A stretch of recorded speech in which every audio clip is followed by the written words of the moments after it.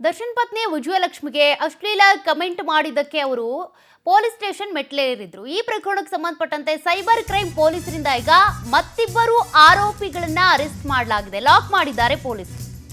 ಯಾರ್ಯಾರು ಈ ರೀತಿಯಾಗಿ ಅಶ್ಲೀಲವಾಗಿ ಕಮೆಂಟ್ ಮಾಡ್ತಾ ಇದ್ರು ಅದ್ರ ಬಗ್ಗೆ ಬಲೆ ಬೀಸಿದ್ರು ಪೊಲೀಸರು. ಹುಬ್ಬಳ್ಳಿ ಮೂಲದ ಪೆಟ್ರೋಲ್ ಬಂಕ್ ಮ್ಯಾನೇಜರ್ ನಾಗರಾಜ್ ಅಂತೇಳಿ, ಹುಬ್ಬಳ್ಳಿ ಮೂಲದ ಆಡಿಟರ್ ಪ್ರಶಾಂತ್ ತಳವಾರ್ ಬಂಧಿತ ಆರೋಪಿಗಳು. ವಿಜಯಲಕ್ಷ್ಮಿ ಅವರು ಒಂದು ಕಂಪ್ಲೇಂಟ್ ಕೊಟ್ಟಿದ್ರು. ಅನೇಕರು ಅಶ್ಲೀಲವಾಗಿ ಕಮೆಂಟ್ ಮಾಡ್ತಿದ್ದಾರೆ ಅಂತ ಇನ್ಸ್ಟಾಗ್ರಾಮ್ ಖಾತೆಗಳ ಸಮೇತ ಅವರು ಫೋಟೋಸ್ ಕೊಟ್ಟಿದ್ರು. ಈವರೆಗೂ ನೋಡಿ 4 ಬಂಧಿಸಿ ವಿಚಾರಣೆ ಮಾಡಿದ್ದಾರೆ ಪೊಲೀಸರು. 18ಕ್ಕೂ ಹೆಚ್ಚು ವ್ಯಕ್ತಿಗಳ ವಿರುದ್ಧ ದೂರನ್ನ ಕೊಟ್ಟಿದ್ರು ವಿಜಯಲಕ್ಷ್ಮಿ.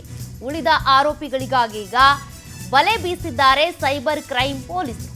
ಯಾರ್ಯಾರು ಈ ರೀತಿಯಾಗಿ ಅಶ್ಲೀಲವಾಗಿ ಕಮೆಂಟ್ ಮಾಡಿದ್ರು, ಅದು ಫೇಕ್ ಅಕೌಂಟೋ ಅಥವಾ ಉದ್ದೇಶಪೂರ್ವಕವಾಗಿಯೇ ಬೇಕಂತಾನೆ ಈ ರೀತಿ ಕೆಟ್ಟದಾಗಿ ಮನಸ್ಸು ಕುಗ್ಗುವಂತಹ ಕೆಲಸ, ಹೆಣ್ಮಕ್ಳ ಬಗ್ಗೆ ಬ್ಯಾಡ್ ಕಮೆಂಟ್ಸ್ ಹಾಕುವಂಥ ಕೆಲಸವನ್ನ ಮಾಡ್ತಾ ಇದ್ರು.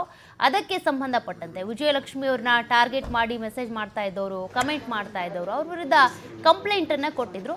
ಸದ್ಯ ಈಗ ಪೊಲೀಸರು ತನಿಖೆಯನ್ನ ಚುರುಕುಗೊಳಿಸಿದ್ದಾರೆ. 4 ಬಂಧಿಸಿ ವಿಚಾರಣೆ ಮಾಡ್ತಿದ್ದಾರೆ. ಇವತ್ತು ಮತ್ತಿಬ್ಬರನ್ನ ಅರೆಸ್ಟ್ ಮಾಡಲಾಗಿದೆ. ಒಟ್ಟು ಬಂಧಿತರ ಸಂಖ್ಯೆ 4ಕ್ಕೆ ಏರಿಕೆ ಆಗಿದೆ.